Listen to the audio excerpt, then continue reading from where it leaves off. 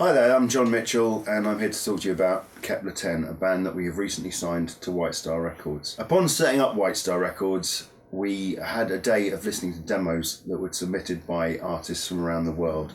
It was quite an extensively long day and there were quite a lot of demos to get through. I have to say that in all the bands that we listened to, Kepler Ten were shoulders above everything else. They kind of jumped out the speakers at us, and we both said almost instantaneously, myself and Chris Hillman, how much we love the band. We listened to half a track of one song and we skipped forward and we listened, and basically the whole record had already been recorded, and it was just brilliant. It was head and shoulders above everything else we listened to that day. The only thing I thought that could benefit from was a bit of the old Mitchell magic, but the old fairy dust on the mix.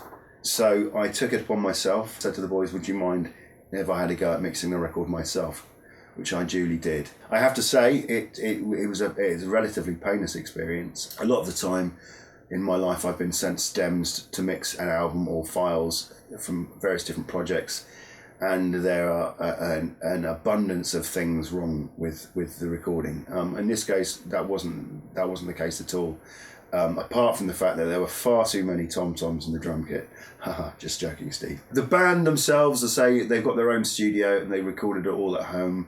And it was just a case of, just dialing out some of the frequencies, getting some of the drums to sound a little bit bigger, getting some room impulses on the kit, because I think the kit was recording quite a small room. As I say, the songs, I just wanted to make sure the songs were brought to life and given the full justice. I mean, the demos that we heard on our A&R day, as it were brilliant already. But, I think you can always get a second pair of ears on the equation, and that's what I did.